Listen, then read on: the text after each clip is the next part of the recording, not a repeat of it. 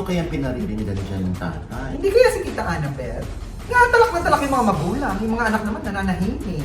O, Gerald, Julia, baka naman pwedeng isang picture dyan. Kasi narinig ko pa, ha? Na talagang hindi talaga pinagsasalita si Andrea. Tinabalitaan ko, Oh. na umattend daw siya ng prayer meeting. Ay, hindi daw ba kayo? Ay, naku, tama, kaka-deliver lang. Ito. Ay, tingin. Kanina pa ba siya dyan? Pwede na to. Ang impression ko kay Marian, mataray. Mataray talaga ako. Hello mga ka-abit, ito po ang inyong mga lingkod. Ito ba si Mama Long? Oh, si Tita Jess! Naman po si Papa Owen o si Tias, ano pa nga ba? Ang lagi niyong inihirit sa amin. Ichika mo na! Dali! 5 days before Christmas na! Hindi na natin pwedeng pigilan ng Pasko. No? Oo. Pero syempre, ganun pa man, tayo magbabalita pa rin kami sa inyo. No? Lalo yung mga OFWs. Lalo Yes! na yung mga balikbayan friends natin. Mhm. Yung mga nakatira sa abroad na ang tanging libangan lang habang sila'y nangungulila o nanguhomesick, ay itong ating programa. Nakaka-excite na yung marami tayong ma-meet ng mga Pinoy, no? Pagpunta natin doon sa 25. Sa Los Angeles Oo. at saka sa New York. Ay, marami na tayong friends dyan. Oo. Na willing to sponsor. Siyempre, RCC Staffing Solution, makakapunta na tayo sa office nila sa New York. Oo. Tsaka Oo. siyempre si Tita Marian ng Peña naman sa Corona, California. Marami pa sila. Pati si Yes. Oliver Carney, tsaka si Tamerlane. Ay! We're Yeah, excited to see you. Oh, I will see you there, okay. Pero syempre, eto na nga, no. Nag-pinak na. Yung tatay ni Sara Labati. Oo. Oo, parang hindi natin alam kung sino pinalilinggan nito si daddy niya. Anong sabi? Eto nga na yung nasusulat. Basa. Pero yung picture kasi, who let the dogs out? Who? Yun. So, picture ng mga asong tumatakol. Tapos ang caption, until now, we're just quite ignoring some barking dogs. But someone doesn't want to stop talking about this issue. She's even spending money to spread fake news. We choose to spend money to enjoy our life. Thanks to everyone for your love and support for Sarah. Wishing you and your family peace, health, happiness, and prosperity in the coming year. Merry Christmas! Who let the dogs out, Nay? Who? Ako, sino kayang pinaririnig dyan ng tatay? Hindi kaya si Tita Annabel? Malamang kepwes si Tita Annabel ang sasabihin ng mga netizen. Kasi ayun nga, dire-diretso yung mga comment na baka si Tita Annabel niya yung tinutukoy. Oo nga, Nay, kasi may binanggit siya, she. Di ba? May tinutukoy siya, so babae. Oo. Baka si Sara Labati? Gaga, tatay nga yung nagpaparing. Pagkapaparinggan niya yung anak niya. Pwede naman i-deny yun ng tatay. Kaya lang hindi naman ang sinasabi ng mga netizen. Baka daw si Tita Annabel. Kasi nga, syempre ang vocal dyan is si Tita Annabel. Na someday daw, sasabihin yung hindi ako yung kontrabida. Iba yung kontrabida, hindi ako. Kasi may pinapawatch na movie na yung tungkol sa Devil Girl. Oo. So feeling ko nga yun. Nakakaloka, no? Labanan ng mga balai. Talak na talak yung mga magulang. Yung mga anak naman nananahimik. Well, syempre hindi naman natin maringgan si Richard Gutierrez. Dahil nga, syempre, alam mo naman dito sa Pinas, ang lalaki parang tahimik. Mga ganyan. Parang hindi naman para kontrahin or i-push nila yung totoo para sa kanila, no? Si Sarah naman, siguro din, kaya nananahimik, baka nasa healing process pa siya. Siguro din, ang katwiran ni Richard at ni Sarah, para sa mga anak nila. At saka nagpapaka-busy ngayon si Sarah, no? Sa mga projects niya. Correct, oo. Sabi nga ng source ko, nakaibigan ni Richard, kung malalaman ko lang daw ang buong katotohanan, masashock daw ako. Oo.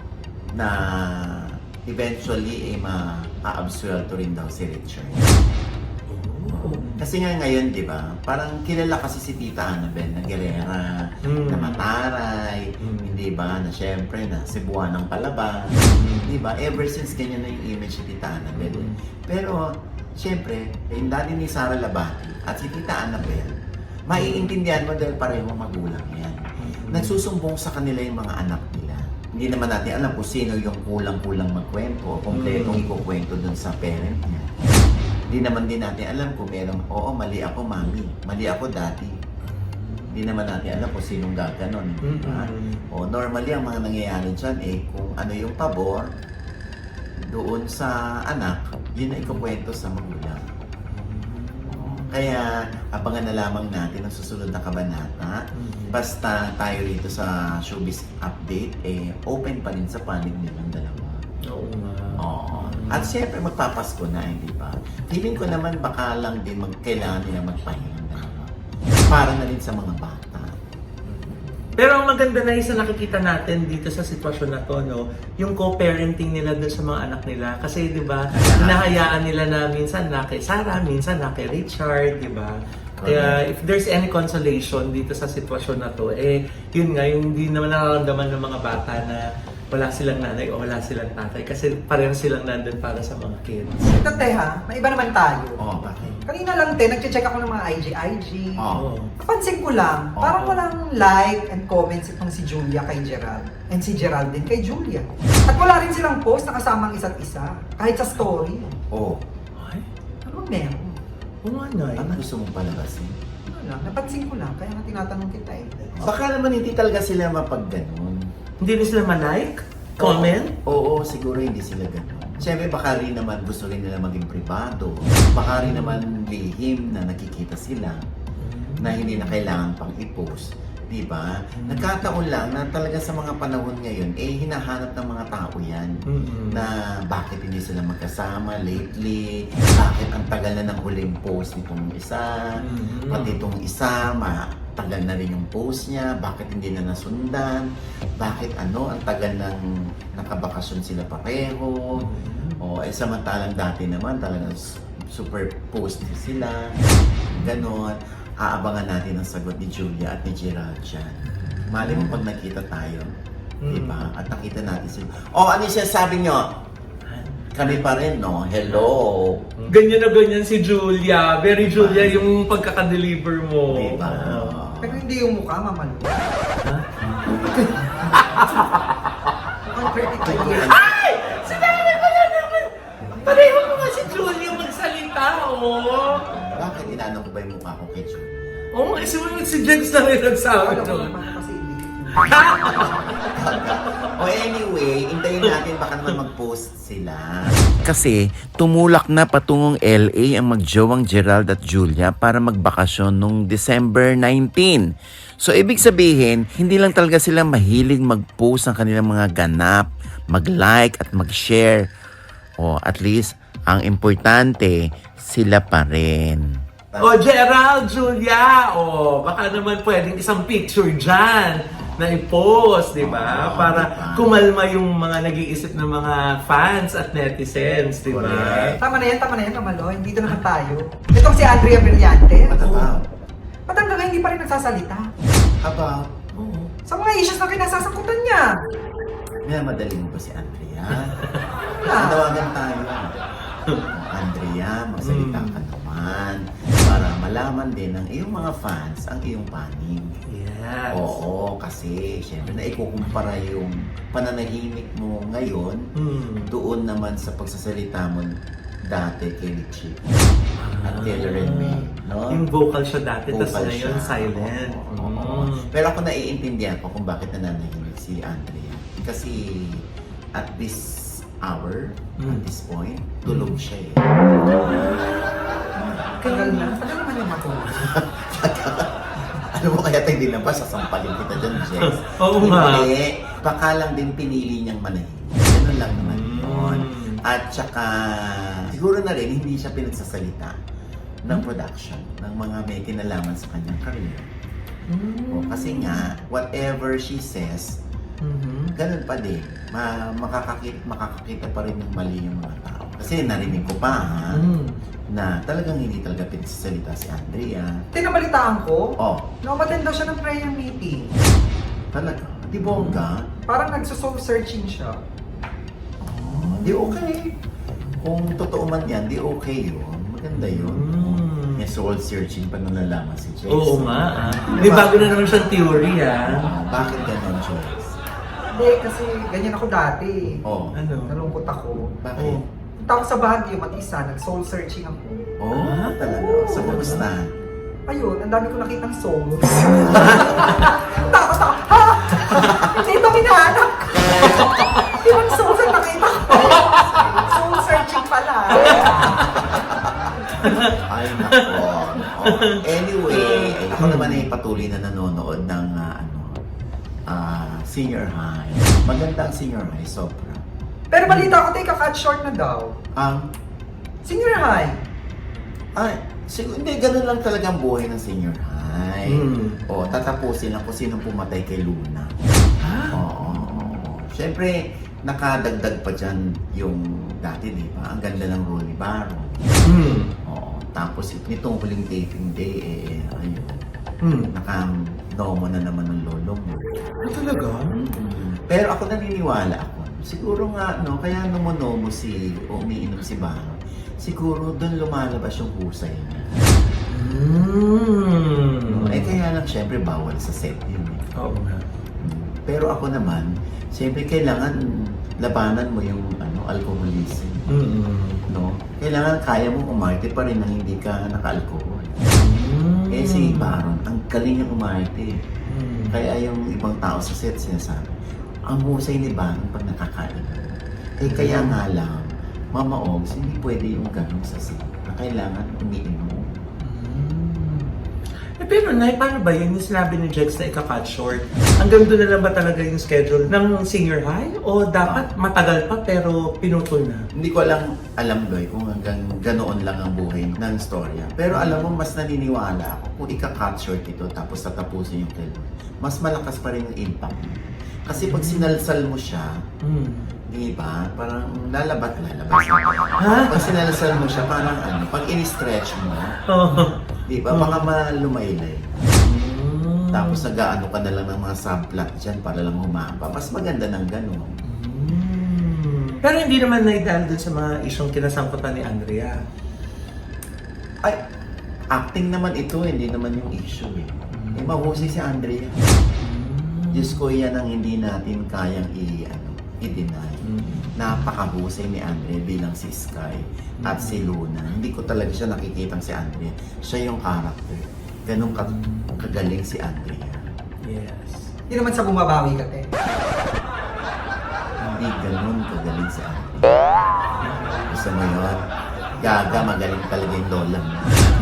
No doubt about it. Even si Jan Haranilla at saka si Cyril Manapat, Ay, ang grabe. galing ng mga eksena nila. Sabi Child mo. stars eh. Even si Andrea, child star yun. Bigyan may dumapang kalapati sa Ganun yung dire-diretso lang. Kaya tawag yun, Nay. Anyway, and with that, mga kaibigan, dito po ang inyong mga lingkod. Ito ba si Mama Loy? Sa lahat po ng mga nanonood sa amin na hindi pa wala ng subscribers. Sana po mag-subscribe na po kayo. Siyempre, pang kanya-kanya namin channel. Yes, sana manood at mag-subscribe din po kayo sa aking channel. That's Mama Loy. M-A-M-A-L-O-I. Naku, pamasko niyo na po sa akin. Thank you so much, Dr. JC Solis of Gorgeous Smile Dental Clinic para sa aming gorgeous na mga ngiti nila nanay at saka ni Jets. Diyan po sila sa E. Rodriguez sa tapat po ng Christ the King Church. Thank you, Doc JC. Miss Ara, Merry Christmas! Ay, ako parang namamas ko. At sa Tita Jags channel, may bago po akong vlog dyan. Hanggang ngayon po, ako pa rin po ang namimigay ng pamasko.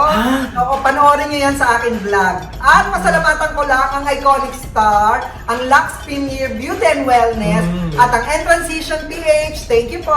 At syempre pa ang aking OGBS Inspires, ang hashtags Nico, Kid, and Sus Collins. Ayan, nakakatawang interview. At syempre, bukuhan time na yun. Oo, ha? rayon. Oo, at syempre pa ang Di Ohana Boracay Beach Resort sa Station 3 ng Boracay kung nagnanais at nag-iisip po kayo ng mapupuntahan sa Boracay. Yes. Diyan lamang po kayo bumisita sa kanilang website, ohana.com. ko. Lalo na nga, malapit na yung fiesta sa Yes, Aklan, di ba? yes. O yung mga buboard dyan. Yes. At syempre pa, ang OGDS Showbiz Update po ha. Meron din po kaming fan page at Spotify at ang Apple Podcast. At ang OGDS TV, maraming salamat po sa inyong pag-follow at pag-share ha. At ito po uli ang inyong lingkod, Papa Osin OGDS, yung lagi nagsasabi, nagpapaalala sa inyo na sa tuwing gigising po tayo, tuwing umaga, huwag po tayong makakalimot ha, na magpasalamat sa Panginoon dahil tayo kanyang ginising. Ibig sabihin, may mission pa rin po tayo sa buhay. Sabay sabing, Every gising is a blessing. at ano pa nga ba ang lagi niyong inihilig sa amin? Ay! Chika mo na! Hindi po. Ano ba yan? Sige Maganda, na. maganda. Ay, parang tama, naka-deliver lang. Ito. Ay, tingin.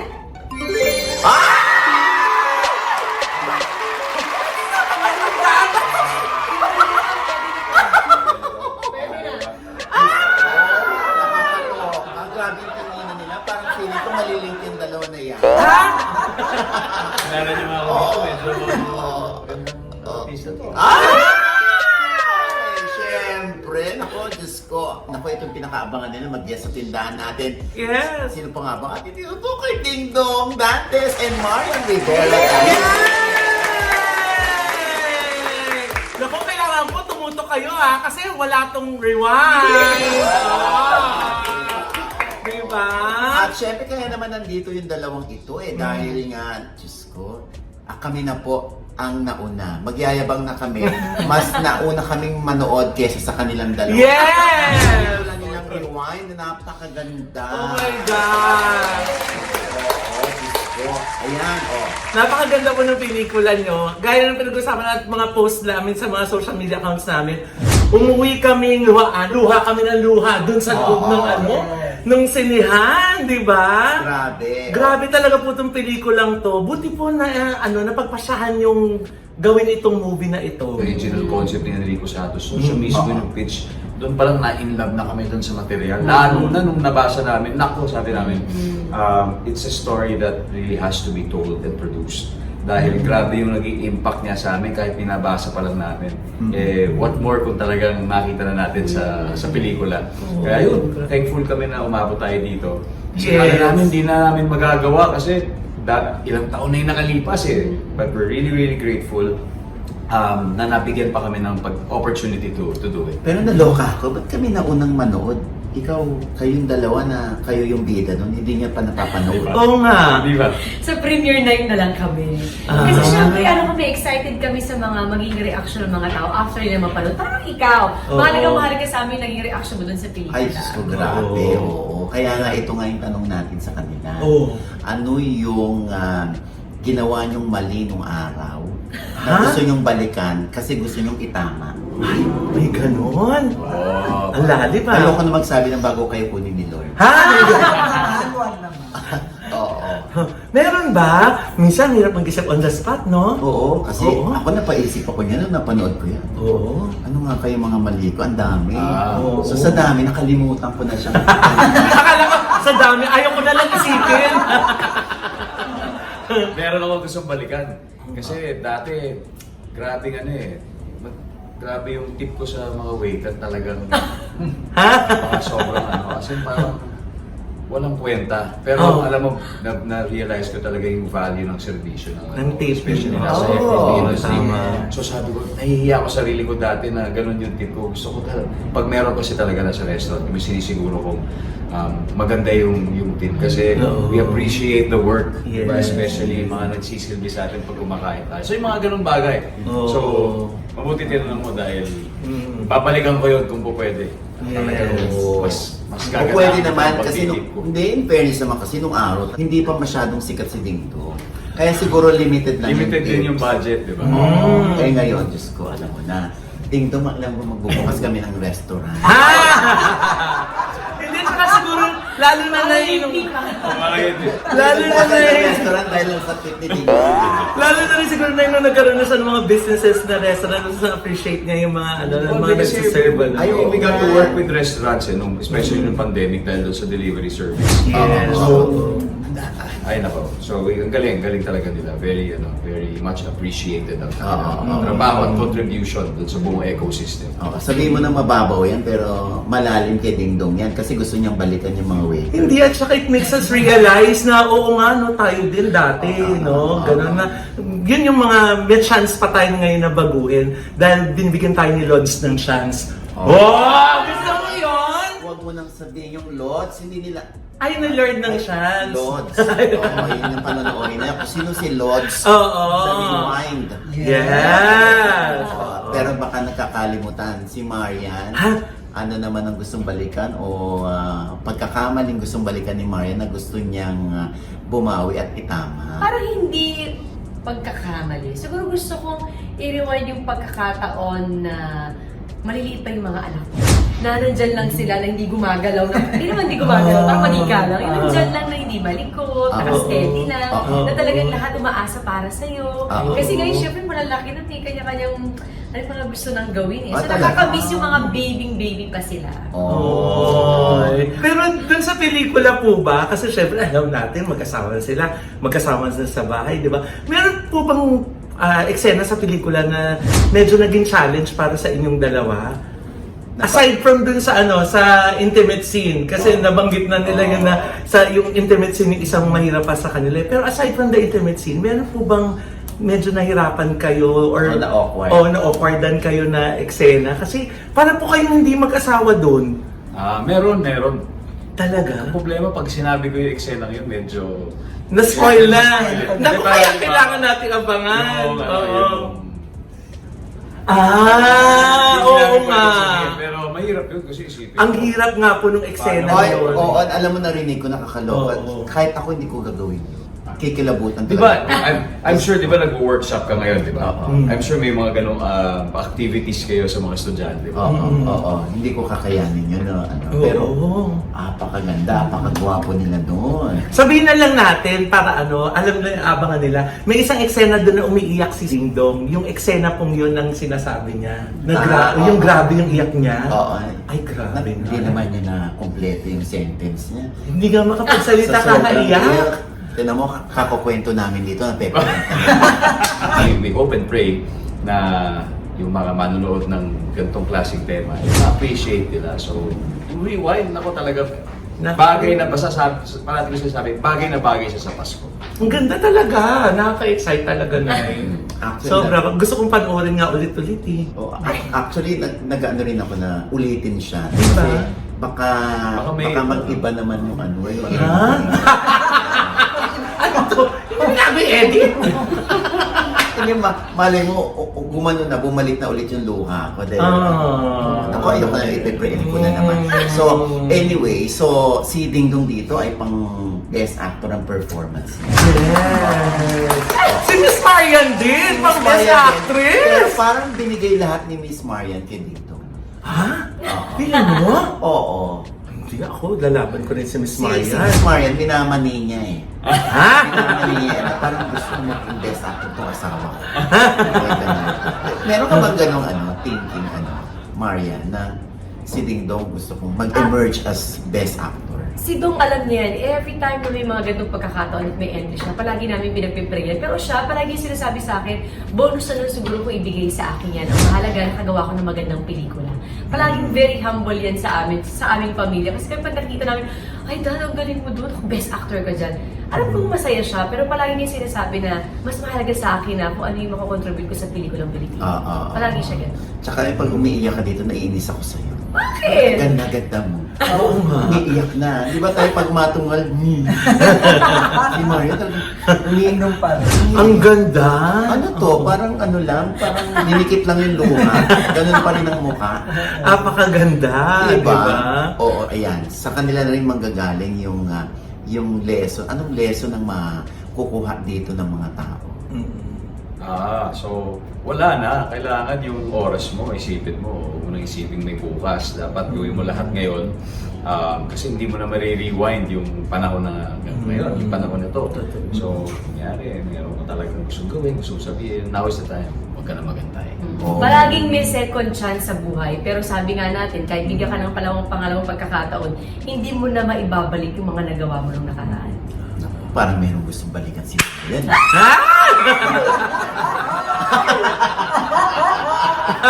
Wala ka nga, ikaw. Alam mo, laki ng pinagbago ni Marian after I talked to them para dun sa OGDS Inspires. Oo. Ang laki kasi ang impression ko kay Marian, mataray. Matakin talaga ako. Anyway, ayan, Oo. syempre, si Marian dito, alam mo, ewan ko ba, naiinis ako, ang ganda. Ang tanong ko ngayon, ay, may anak ka ba talaga? Parang maliwan anak. Parang walang lumabas na dalawa dyan. Oo. Ano naman? Parang walang lumabas na dalawa dyan, di ba? Oo. Eh, ikaw kita mo, 5 yung lumabas. Ha? Si Marian din. Ano ang sikreto ni Miss Marian? Bakit napapanatili niya yung kanyang ganda, yung kanyang dating looks na hanggang ngayon nananay siya, ganun pa din? Extra rice. Totoo ba? Exercise? Extra rice. Hindi, siguro sinasabi natin palagi na mahalaga talaga both eh. Hindi palaging inside or out. Mahalaga siguro both na alam mo kung paano mo alagaan yung sarili mo, kung paano ka pa rin magkakaroon ng time para sa sarili mo, yung me time na tinatawag nila. And pangatlo, kailangan alam mo kung ano talagang priority mo sa buhay. Kasi ako priority ko talaga is my family. Kaya siguro nagre-reflect din kasi gusto ko talagang maging nanay. Gusto ko talaga magkaanak. At the same time, sabi ko nga, ni isa, parang wala yata ako naging problema sa asawa ko. So, asawa ko palagi always taking care of me, always guiding me. So, parang ano pa bang ikalulungkot ko sa buhay ko? Parang binigay na lahat sa akin. So, kaya siguro nagre-reflect din na super happy ako sa buhay ni asawa at anak. Oh. Yung pelikula natin ay rewind, pero gusto ko mag-fast forward. Dahil napag-usapan yung family. Ilan po ba yung plano niyong anak? Madadagdagan pa ba yung dalawang napakagandang anak niyo? Siya po makakasagot niya. Dahil gusto mo maging nanay, Miss Marian. Gusto mo pa ba ng dagdag na Well, mga kung bibigyan babies? ng pagkakataon, bakit hindi? Pero sa layo ko sinasabi, masaya ako dito sa dalawang anak ko. Oh. Super happy ako. Sobrang blessed ko na pagkalooban ako ni Lord ng isang babae tapos isang lalaki. Kota na, di ba? Na parehong maganda, gwapo. Diyos ko. Correct. Ikaw pa siya ba? Kota na yun kasi kung meron. Kota ba? Anong kota? Pero wala namang pag-awat na nagaganap. Ay, wala. Kung Siguro ibibigay. ang pinakamaganda sa kanya, palagi niya ako tinatanong okay ka ba? Gusto mo pa ba? Oo. Hindi talaga siya yung, tara game, ayoko yan, ganito. Hindi siya ganun. Palaging ako yung tatanungin niya, saan ka komportable? Gusto mo ba o ayaw mo na? Or okay na ba to sa'yo? Palagi siya ganun. Ano Kaya sagot siguro, mo? Super happy secret. Ganun na yan. Ang isang nung nanonood tayo na yan, naalala ko. Kasi pag nakita ko yung mga post nila, very supportive sila sa mga anak nila. Bagay, si Zia, di ba pag nagsaswim siya, Oo. tapos nandun sila, nag-cheer Grabe, sila. oo. Na parang medyo parallel dun sa role nila dun sa pelikula as Oo, parents, di ba? So, buti, talaga, nakaka-find po kayo ng time dun sa mga ganong moments ng mga kids na magkasama po kayo pag mga special, mga recognition day o kaya mga ano. Ay, naku. Ako raw sumagot. Pero ikaw na sumagot. Hindi, siguro maganda din talaga na alam mo yung involved ka talaga sa school. Kasi may mga dates naman yan na, bawa, August ganito, ganyan, itong time, ganito. So ako, bilang ako yung palagi umiintindi sa mga kids, sasabihin ko sa tatay nila na, dad, ito yung mga mahalagang schedule ng mga anak natin. So, doon gagawa siya ng paraan niya kasi si Dong araw-araw may trabaho eh. So, talagang gagawa niya ng paraan na maka-attend talaga siya doon, upuntahan namin together. Oo, ayan. Lahat may paraan. Oo, Yes, ayan. naku. Paano nyo kaya ihimukin yung mga tao na i-convince sila na manood ng rewind? Dahil sa'yo. Yeah. Pero in fairness pa, itataya po ni nanay, at kami po dito sa Showbiz Update, itataya namin lahat pag sinabi namin na kailangan po niyong mapanood. Importanteng mapanood po ninyo at hindi palampasin ang rewind. Grabe. Oo. Maraming salamat. Grabe! Nakakatuwa, nakaka-proud po yung movie. Wala tayong ibang bukang bibig kundi panoorin nyo. Panoorin nyo ba talaga? Ay. Di ba, Jex? Ay, nandiyan pala si Jex! Hindi ako makapagsalita, katabi ko sa Ah, bakit? wala, kasi Asan yung isang kamay mo, Jex? Dito, nilagay ko. Oo. Dahil ba ako si Miss Marian, madali akong hablot. Madali nga, ayan, no? Ayan, naabot-abot, oh. Bihis na ako dito. Isang cup lang na ganun kay Jex, eh. Gaganong na. Ayan, ang rewind po sa Pasko na po. Ayan, napakagandang pelikula. Kami po ni Mama Loy at ni Jex, hindi dahil sumisip-sip kami kina Dingdong at Marian. At, naku, Diyos ko, pag pangit-pangit sa amin. Pero, syempre hindi namin sasabihin pangit. Pero pag maganda, para kami sirang plaka. Hindi sa pag-ano alam niyo po ba, Dong, saka Marian, si Nanay, paglabas niya ng lahat ng mga masisilip niya, sasabihin niya, dapat yung dahil, pero yung sa inyo, isang napakalang minor na na-chika na sa inyo kanina, di ba? Sabi ko, pero, tahimik si Nanay na lumabas, punas lang ng punas. I confirm, maganda yung pelikula. Yay! Maraming salamat maraming salamat dahil regalo nitong rewind sa mga Pilipino ngayong Pasko. Thank you, ha. Yeah. Maraming salamat. Hindi tayo po sila. Yun, so ako, gusto ko lang po sabihin na una, salamat sa mga partners namin na bigyan kami ng chance to do this with them. Grabe talaga yung synergy namin at grabe yung tiwala namin sa kanila. Pinagkatiwalaan din nila kami. Thank you for that. Kaya sana sa Pasko, kami, sa totoo lang, namamasko kami sa inyo. Then sana isama nyo kami sa inyong Christmas list. Yes. At This is our napaulit-ulit gift to you. na, tsaka paulit-ulit ko sinasabi sa mga interviews natin na sobrang excited ako kung ano yung magiging impact nito after nyo mapanood. Dahil sure Yeah. ako na, tulad ng sinasabi mo kanina, meron at Grabe. meron kayong i-rewind sa buhay. Correct. Yes. Oo. Maraming salamat, Dingdong Dantes and Marian Rivera. Yes! At ano pa nga ba ang lagi niyong inihirit sa amin? Ay! Chika mo na!